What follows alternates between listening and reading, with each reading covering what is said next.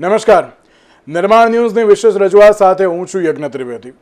દર્શક મિત્રો, નિર્માણ ન્યૂઝની વિશેષ રજૂઆતમાં આજે આપણે ચર્ચા વિચારણા કરવાની છે સૌથી મહત્વના મુદ્દાને લઈને, કે જે સામાન્ય જનતાને સૌથી વધારે સ્પર્શતો મુદ્દો અત્યારે જોવા મળી રહ્યો છે. હું સ્પર્શતો એટલા માટે કહી રહ્યો છું કારણ કે વ્યક્તિ જ્યારે પણ વ્હીકલ લઈ નીકળતા હોય ત્યારે સૌથી વધારે સ્પર્શતો મુદ્દો હોય તો એ છે રોડ રસ્તા, કે જેને લઈને હું અત્યાર સુધી એમ જોવા જઈએ તો ઘણી બધી ડિબેટ્સ કરી ચૂક્યો છું. અને આજે ફરી એકવાર એટલા માટે કરવા જવી છે કારણ કે કેબિનેટ બેઠક મળી. કેબિનેટ બેઠકમાં આ મુદ્દાને લઈને ચર્ચા વિચારણા થઈ, જ્યાં સીએમએ ફરી એકવાર આદેશ આપ્યા કે યોગ્ય રીતે કામ કરો અને જલ્દી કરો. કોન્ટ્રાક્ટર અત્યાર સુધી શું કરી રહ્યા છે તેની મને તમામે તમામ વિગતો આપો અને યોગ્ય રીતે કામ થાય છે કે નહીં તેની ચકાસણી પણ તમે કરો.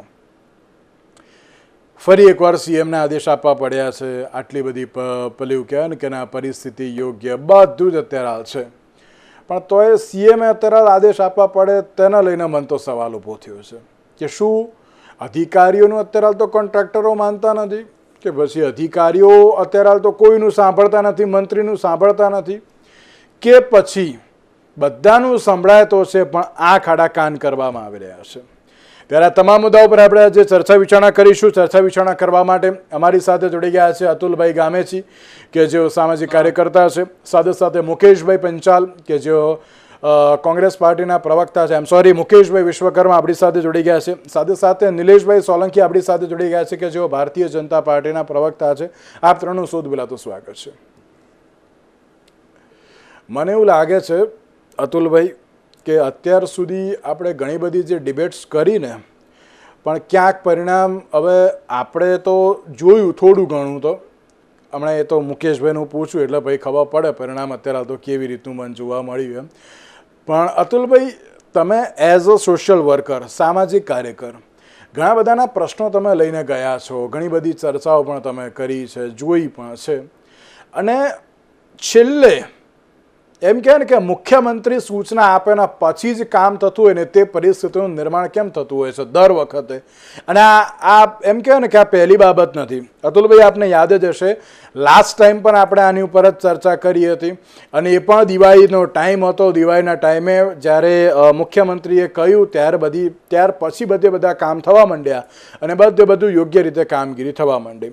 અતુલભાઈ, શું લાગે છે કે ગુણવત્તા વગરના રોડ રસ્તા બનાવનાર કોન્ટ્રાક્ટરની ખેર નથી તેવી બાબતો જોવા મળી રહી છે, પણ શું લાગે છે કે ના યોગ્ય આદેશનું પાલન થશે તેમ, અને કેમ દર વખતે સીએમને જ અત્યારે તો મેદાનમાં આવવું પડે છે? એટલે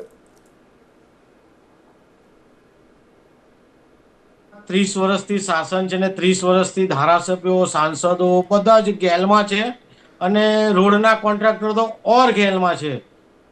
ક્યારેક હું ગાંધીનગર જઉં છું તો આ કોન્ટ્રાક્ટરો સાથે ધારાસભ્યો પણ ગાંધીનગરમાં ફરતા હોય છે, બધા સાથે જ ફરતા હોય છે.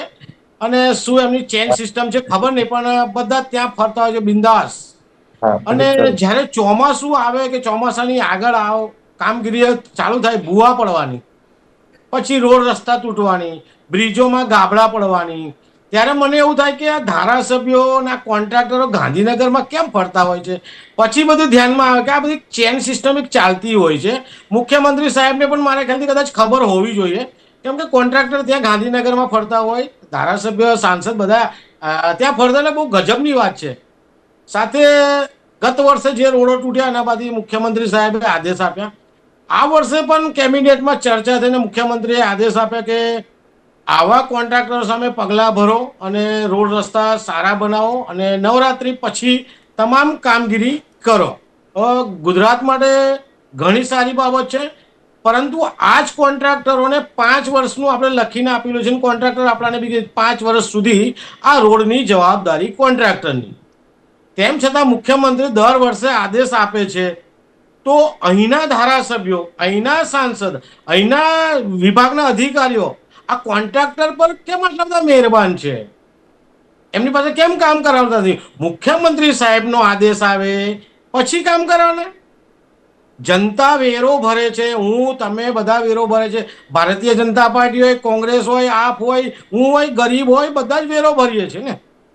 તો મુખ્યમંત્રી સાહેબ આદેશ કરે એટલે વિચાર કરો કે ગુજરાતના રોડ રસ્તા કઈ એટલે એની સ્થિતિમાં છે, જ કેટલી અતુલભાઈ ખરાબ એમ સ્થિતિમાં કહેવાય છે. કે એની જ રાહ જોવાતી હતી. હા, એની જ રાહ જોવાતી હતી. અને સાથે એવું છે કે કદાચ આપણી ડિબેટમાં બી આપણે કીધેલું છે કે મુખ્યમંત્રી સાહેબને બી અરજી આપણે કીધેલી છે કે આ કોન્ટ્રાક્ટરો એમના ખર્ચે રોડ બનાવે. ગુજરાત સરકાર આના માટે કોઈ નાણાં ના ફાળવે, કારણ કે 5 વર્ષની વેલિડિટી હોય છે. તો આ જ કોન્ટ્રાક્ટર કામ કરતો હોય તો આ જ કોન્ટ્રાક્ટર ગાબડા પૂરીને પાછા ટેકરા ના બનાવે. પહેલા આપણે ખાડામાં પડતા હતા, હવે ટેકરો ચડીને જવું પડે બમ્પ જેવું. તો આ જ કોન્ટ્રાક્ટર પાસે વ્યવસ્થિત કામગીરી કરે. બીજી વસ્તુ, મુખ્યમંત્રી સાહેબે હવે જે ટકાવારી ચાલતી હોય છે, કોન્ટ્રાક્ટરો, અધિકારીઓ, સત્તાધીશો, આ બધાની ટકાવારી ચાલતી હોય, ટકાવારી પર થોડુંક મુખ્યમંત્રી સાહેબે માર્ગદર્શન આપવું પડશે કે ટકાવારી ઓછી કરો. કેમ કે મેં ઘણું જોયું, હમણાં આપણે સાંભળીએ બી છે કે ઘણાના દીકરાઓ વિદેશમાં ફરે છે, વિદેશમાં મોટી મોટી હોટલો લે છે, અહીંયા પણ જમીનો લે છે, પાર્ટી પ્લોટ, ફાર્મ હાઉસ બધું બહુ બનવા માંડ્યું છે કે જે સાયકલ લઈને આવતો હોય એની પાસે કરોડોની સંપત્તિ થતી હોય. તો મુખ્યમંત્રી સાહેબે આના પર પણ થોડુંક ધ્યાન દોરવું જોઈએ. અને જે પણ ધારાસભ્યો આવું કરતા હોય, સાંસદ સભ્યો હોય, નગરસેવક હોય, તો જનતાના રૂપિયા છે. અને બીજી વસ્તુ છે, જો મુખ્યમંત્રી સાહેબ આદેશ ના કરે પણ આ જે પણ જનતાના રૂપિયા ભ્રષ્ટાચાર રૂપી લઈ જતા હોય એને કુદરતનું પણ ધ્યાન રાખવું પડશે. સાથે મુખ્યમંત્રી સાહેબ જે આદેશ ઓકે ઓકે કર્યો છે, એક જ મિનિટ, આદેશ કર્યો છે, આદેશનું વ્યવસ્થિત પાલન થવું જોઈએ. બિલકુલ બિલકુલ સાચી વાત છે. અને એ જ બાબત છે કે શું આદેશનું પાલન થશે કે કેમ, સૌથી પહેલી બાબત તો એ જ હોય છે.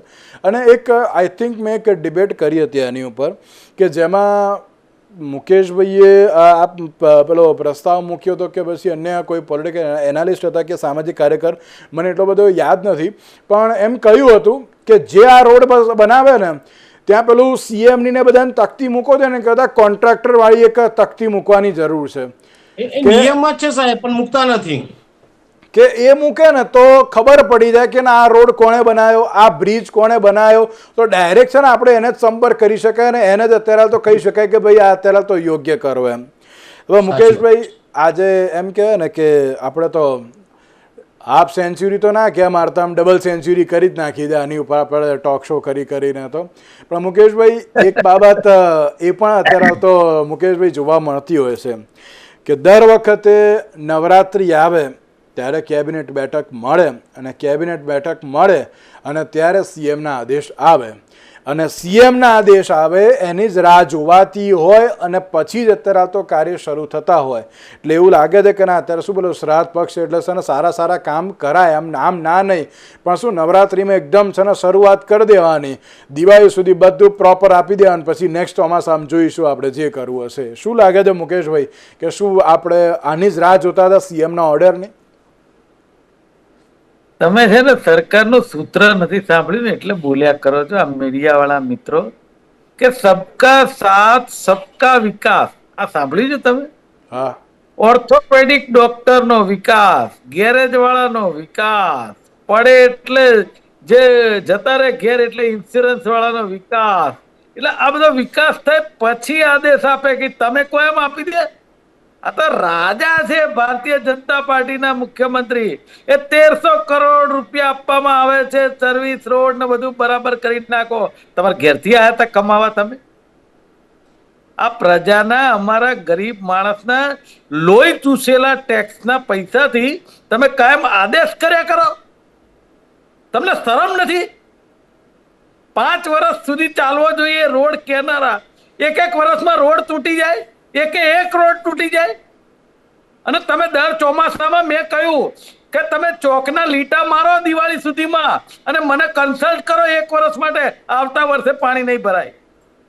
શું યાર, ભ્રષ્ટાચારની ગંગા મુખ્યમંત્રીથી માંડી અને કોર્પોરેટર સુધી ચાલે છે. તમારા મનસુખ વસાવાએ કીધું કે અહીંથી અમારે ઠેઠ સચિવાલય સુધી હપ્તા પહોંચાડવા પડે છે. શરમ આવી જોઈએ. મને એમ થાય છે 30 વર્ષથી ભારતીય જનતા પાર્ટીની સરકાર છે, એકની એક જગ્યાએ રોડ તૂટે. તમે જુઓ, લોકો ટોલ ટેક્સ ભરવા માટે આખા ગુજરાતના હાઈવે ઉપર આંદોલન કરે ટ્રક ચાલકો, ત્યારે ટોલ માફ કરે, રોડ સરખા નહીં કરે. અરે ખરેખર તો રોડ માટે આટલું મોટું બજેટ પેલા નીતિનભાઈ ગડકરી કેટલું બધું બોલે, આજે એ બોલતા બંધ થઈ ગયા કારણ કે એને હટાઈ દેશે. આ તો મોદી સાહેબ છે ભાઈ, બોલ્યો કે મર્યો. મારું કેવું એવું છે કે 1300 કરોડ રૂપિયા તમારે શેના માટે ખર્ચા કરવાના? તમે 5 વર્ષનો જે કોન્ટ્રાક્ટરોને આપ્યો છે સમય, એ 5 વર્ષમાં તૂટવા ના જોઈએ, તો પછી એના ખર્ચે કરે. શેના માટે અમારા ટેક્સના પૈસા બરબાદ કરો છો? અને કાં તો તમે જે ભ્રષ્ટાચારની ગંગાથી ભેગા કરેલા એ આપો અંદર ખાને. અમને શેના માટે? અમને દંડો છો શેના માટે? મને ખબર નથી પડતી. ગુજરાતની પ્રજાને ક્યાં સુધી ઉલ્લુ બનાવશો મને ખબર નથી. હું તો ગુજરાતની જનતાને તમારા માધ્યમથી યજ્ઞભાઈ કહેવા માંગુ છું કે હવે તો જાગો. 30 વર્ષ થયા છતાંય 1% ફરક પડતો નથી કે ટકાવારીના રોડ તૂટી જાય છે. ટકાવારીના રોડ હંમેશા તૂટે છે. તમે હાટકેશ્વરનો બ્રિજ જોવો, એવો બ્રિજ બનાવે જે માણસ ઉતારી લેવો પડે, અને ઉતારી લેવા માટે એમના પાસે ઇન્જિનિયરો નથી, અને હવે ઉતારવાનો થયો એટલે ક્યાંક ને ક્યાંક એવું કહેવા માંડ્યા ચાલે એવો છે થોડો, એટલે 5 પછી મરી જાય પછી ઉતારીશું. એમ જેમ ગંભીરા બ્રિજમાં પત્યા ને અમુક લોકો જે મોતને ભેટ્યા ને એ લોકો એવા થાય પછી ઉતારીશું. શરમ આવી ગયો. મને એમ થાય છે આક્રોશ જનતાનો, મને એમ થાય કે આ જે પરિસ્થિતિ જે હમણાં પાડોશી દેશમાં થઈ ને એ દેશ ના થાય ને ત્યાં સુધીમાં જાગી જાઓ. નહીં તો ખરેખર સવારે ઉઠીએ ત્યારથી રાત્રે સૂઈએ ત્યાં સુધી એક માગીને ખાવા વાળો જીએસટી ભરે છે, તોય તમને શરમ નથી, અને તોય રોડ તૂટે. ઓકે મુકેશભાઈ, ઓકે નિલેશભાઈ, ક્યાંક સવાલ એ થતો હોય છે કે દર વખતે આ બાબતને લઈને અમારે સવાલ કરવો પડે. 30 વર્ષથી તમારી સરકાર, 30 વર્ષથી આજે પેલું મુકેશભાઈએ કહ્યું સબકા સાથ સબકા વિકાસ, તો પછી એ સૂત્ર અત્યારે તો કઈ રીતે અત્યારે તો દરેક લોકો જોવે કોનો વિકાસ અને કોનો સાથ. પ્લસ નિલેશભાઈ, રોડ રસ્તાની બાબતને લઈને એટલા માટે હું આજે ચર્ચા વધારે પડતી એટલા માટે કારણ કે આજની જે ઘટના આવી છે કે જેમાં છોટાઉદેપુરનો એક વિસ્તાર હતો, મને યાદ નથી એટલું બધું કે કયો વિસ્તાર છે, આજની જ બાબત છે કે પ્રસૂતાને હોસ્પિટલ ખાતે લઈ જવાની હતી, રોડ પ્રોપર હતો નહીં, અને એમાં એ પ્રસૂતાનું મૃત્યુ નીપજ્યું, અને જેને પછી રિફર ક્યાંક વડોદરામાં પણ કરવામાં આવી એવી પણ બાબત સામે આવી હતી. અને એમાં એ જ બાબત જોવા મળી કે પહેલાં તો રોડ રસ્તાનો અભાવ હતો, અને બીજી બાજુ ક્યાંક આરોગ્યની સુવિધા પણ ત્યાં નથી એવી પણ બાબત ક્યાંક પ્રકાશમાં આવી.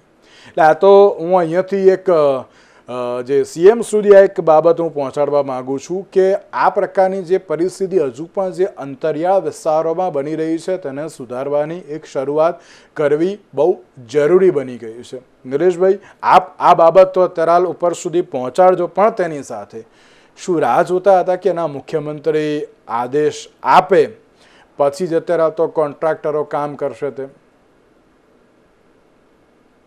યજ્ઞભાઈ, તમે જે કિસ્સાની વાત કરો, જે નસવાડીનો કિસ્સો છે ને, એ જે બનાવ બન્યો એ પછી મુખ્યમંત્રી શ્રીએ 13 કરોડ મંજૂર કર્યા હતા, ને કદાચ હવે ત્યાં કામ પણ પ્રોગ્રેસિવમાં થઈ રહ્યું છે. 13 કરોડ ફાળવા હું ના નથી પાડતો, હું સીએમ નો પણ આભાર માનું છું એમાં તો કે ના ચલો 13 કરોડ ફાળવે, પણ એ છેવાડાના વ્યક્તિ સુધી પહોંચે ને એ બહુ જરૂરી છે. 13 કરોડ 17 કરોડ એવા તો કેટલાય ફાવી કાઢીશું આપણે, પણ એ છેવાડાના વ્યક્તિ સુધી. આજે બિચારી એ જે મહિલાનું મૃત્યુ થયું છે એના પરિવારને પણ ક્યાંક અત્યારે તો દુઃખ વેઠવાનો વારો આવ્યો ને. હું એટલા માટે કહું છું કે છેવાડાના વ્યક્તિ સુધી એ રૂપિયો પહોંચે તો મહત્વનો. નિલેશભાઈ, યજ્ઞભાઈ, આપની વાત સાચી છે કે આ જનતાના રૂપિયા હોય, ટેક્સના પૈસા હોય ને, સરકાર પણ એને સમર્થન આપતી હોય કે સરકાર પણ એ 100% ન્યાય આપવા માંગતી હોય. અને આજે જે રીતે ગુજરાતના કેબિનેટ અને મુખ્યમંત્રીશ્રીએ માત્ર જે લેવાયેલા નિર્ણયોમાં રોડ રસ્તાને પ્રાધાન્ય આપ્યું છે એ ખૂબ જ સારી વસ્તુ છે. મુખ્યમંત્રી પોતે કહી શકે છે, કેમ ના કહી શકે, 1 નહીં 10 વાર કહી શકે કે ભાઈ રોડ રસ્તાઓ આપણા ત્યાં ગુજરાતમાં 15 જૂનથી માંડીને 15 સપ્ટેમ્બર સુધીની એક મોન્સૂન સત્ર આપણે જોઈએ છે કે ભાઈ રોડ રસ્તા તૂટતા હોય, સ્વાભાવિક છે તૂટે, પણ એને રિસર્ફેસિંગ કરવાના, એને ફરીથી સમારકામ કરવાના, નવા બનાવવાના, અને એ પ્રમાણેની આખી પ્રક્રિયા આપણે નવરાત્રી કે દિવાળી સુધી, એટલે નવરાત્રી આવે પહેલા બનાવવા માટે જે તે કોન્ટ્રાક્ટરો, ધારાસભ્ય, ત્યાંના સ્થાનિક કોર્પોરેટરના કહેવામાં આવે છે. અને એ દર વખતેની જેમ આ વખતે વરસાદ અતિશય પડ્યો છે, ઘણા જગ્યાએ પૂર આવ્યું છે. બનાસકાંઠામાં આપણે જોયું કે પોતે મુખ્યમંત્રી પહોંચ્યા હતા અને સામાન્ય વ્યક્તિને જે પણ તકલીફ હતી એ જોયું. ત્યાં કેશ ડોલ ચૂકવવાની હતી, કેશ ડોલ ચૂકવી. ત્યાં સર્વે પણ ત્યાંના રેવન્યુ અધિકારીઓએ કર્યો અને પાણી ઓસરે અને તાત્કાલિક એ પણ ચૂકવાઈ જશે. કોઈનું જે જૂનું પણ હોય એને કોઈ બાકી નથી રહ્યું. એટલે આપણે વખતે ભૌગોલિક પરિસ્થિતિનો પણ સામનો કરવાનો છે. બીજું કે કોંગ્રેસના પ્રવક્તા હવે રોડ રસ્તાથી નેપાળ સુધી પહોંચી ગયા. તો એક વિડીયો વાયરલ થયો હતો, સાચું હતો, કે ત્યાં નરેન્દ્ર મોદીને ત્યાં આવકારે છે ને અહીંના વિપક્ષો ત્યાં નેપાળ જેવું ભ્રામકતા ફેલાવવા માંગે છે. એટલે તમે જુઓ કે કોંગ્રેસની માનસિકતા કેવી, આક્રોશ કરો ને. હવે હું એક બાબત કહેવા માંગુ છું કે નેપાળ સુધી આપણે ના જઈએ. ગુજરાતના રોડ રસ્તાની વાત કરો એ સારી છે.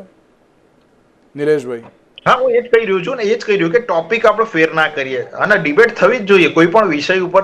લોકશાહી છે આપણા ત્યાં. 25 જૂન 1975 જેવું નહીં 18 મહિના કે ગાલી જ દેવાના જેલમાં. આપણા ત્યાં દરેક વસ્તુમાં ડિબેટ થવી જોઈએ. અને મુખ્યમંત્રી શ્રીએ ટકોર કરી છે કે ભાઈ આ બધા જ રસ્તાઓ, રોડ રસ્તાઓ થવા જોઈએ. અને નાગરિકો કોના વોટથી આવી છે સરકાર? તો નાગરિકોના વોટથી આવી છે. 162 ધારાસભ્ય અમારા બેઠા છે. કેમ કોંગ્રેસ ઘરે બેસે છે? કેમ આજે મોં બતાવી નથી શકતી? માત્ર ટીવી ડિબેટમાં આક્રોશ કરવાનો મતલબ નથી. આજે નવી નગરપાલિકાઓ પણ જે બની છે, હવે આવનાર દિવસોમાં થોડા સમયમાં ઇલેક્શન પણ આવશે. તો ઇલેક્શનમાં પણ ખબર પડશે કે જનતા કોની પાસે છે. જો મારે ઇલેક્શનની નથી વાત કરવી નિલેશભાઈ, હું ખાલી એક જ બાબત આપને પૂછીશ કે શું સીએમના આદેશની રાહ જોવાતી હતી રોડ રસ્તા માટે?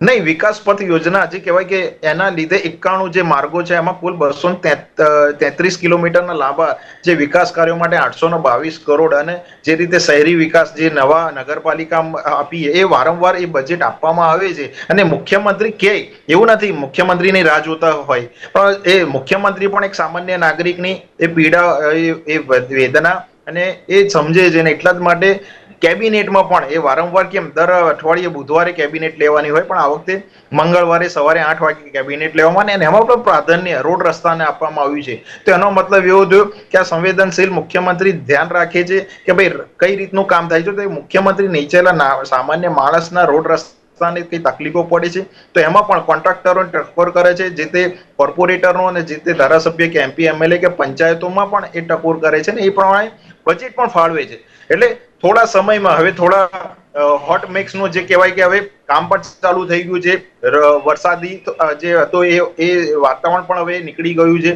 હવે કદાચ વરસાદ નહીં પડે એટલે હું માનું ત્યાં સુધી આ બહુ જ નજીકના દિવસમાં નવરાત્રી ચાલુ થશે પહેલા કદાચ સમગ્ર જિલ્લાઓના રસ્તાઓ સારા થઈ જશે અને હાઈવે જેવા દોડતા થઈ જશે. અને વિપક્ષ બોલે, આપણને ખ્યાલ છે કે વિપક્ષ માત્ર ટીવી ડિબેટમાં જ ચર્ચા કરે છે, રોડ ઉપર નથી. અને એટલા જ માટે અમે લોકોએ, જનતા એમને વોટ આપ્યા છે, અમે કામ કરી રહ્યા છે. જો કામ નહીં કર્યું હોય તો અમને લોકો વોટ નહીં આપે. એટલા જ માટે આ 30 વર્ષથી 32 વર્ષના શાસનમાં કેમ જઈ રહ્યા છે?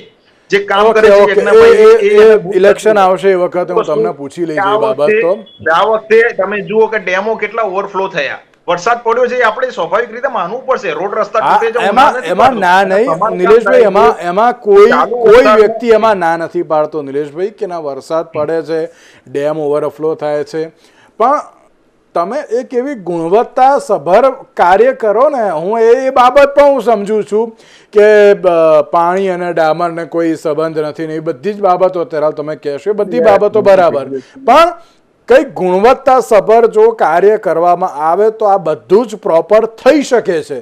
અને આમાં કોઈ શંકાને સ્થાન નહીં. કહેવાય તો પેલું શું કહેવાય મુકેશભાઈ, પેલું ડબલ એન્જિન નહીં, આ તો ટ્રિપલ એન્જિન છે મુકેશભાઈ. કે પેલું શું કહેવાય કોર્પોરેશન એમની, રાજ્ય સરકાર એમની, કેન્દ્ર સરકાર તમારી. તો હવે તમને કોણ રોકવાનું છે?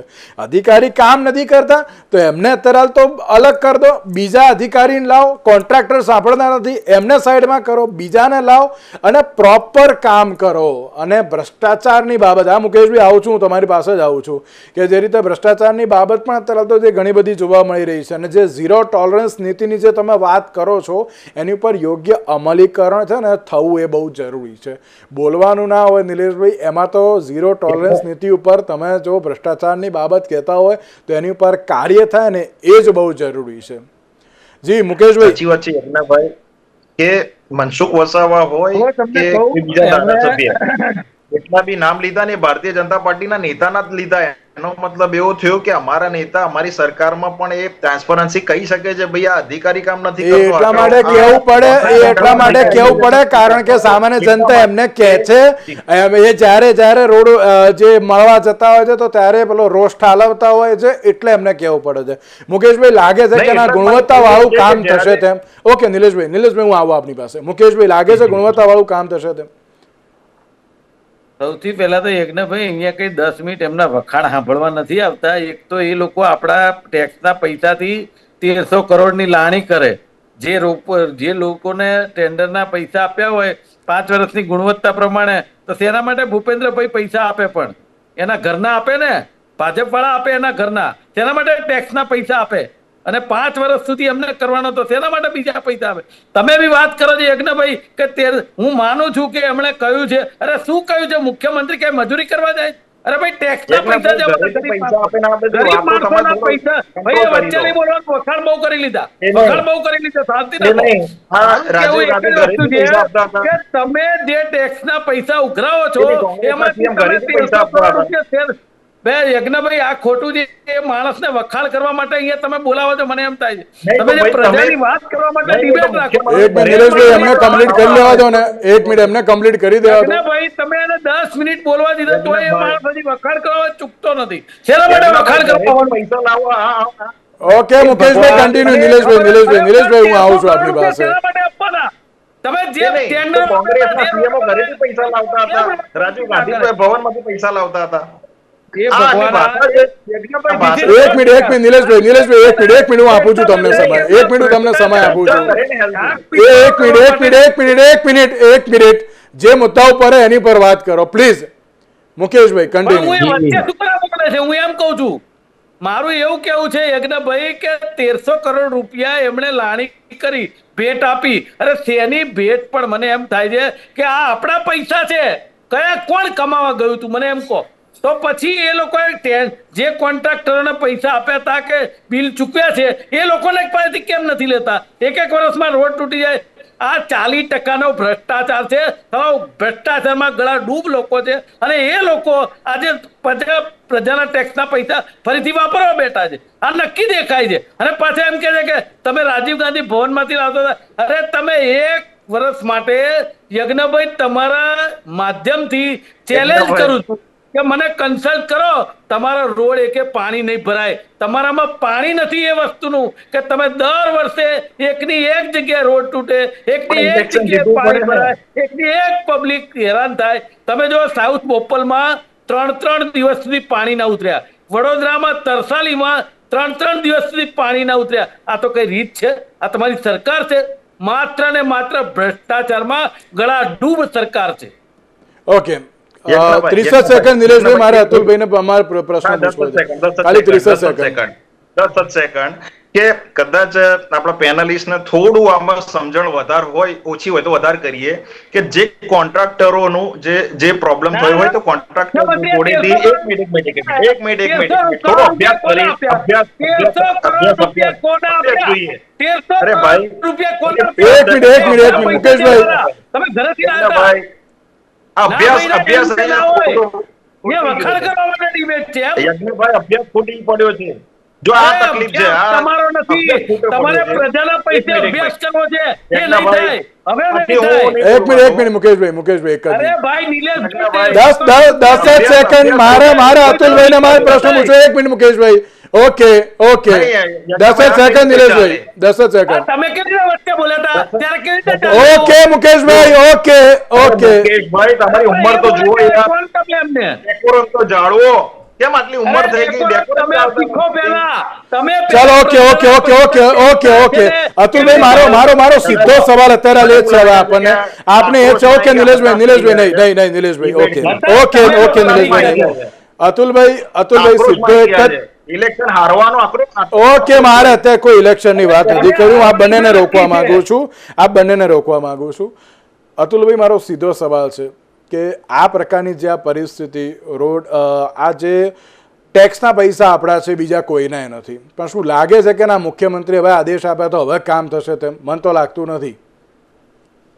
સૌ પ્રથમ તો મુખ્યમંત્રી સાહેબ જે આદેશ કર્યા છે તો આદેશમાં એવો જ આદેશ કરવાનો કે 1 વર્ષ પહેલા જેણે રોડ બનાવ્યા છે એ જ કોન્ટ્રાક્ટર આ રોડ બનાવે, એની અંદર એક પણ રૂપિયો રાજ્ય સરકાર કે કોઈ પણ મહાનગરપાલિકા નગરપાલિકા આપે નહીં. આ રીતનો એક આદેશ કરવો જોઈએ.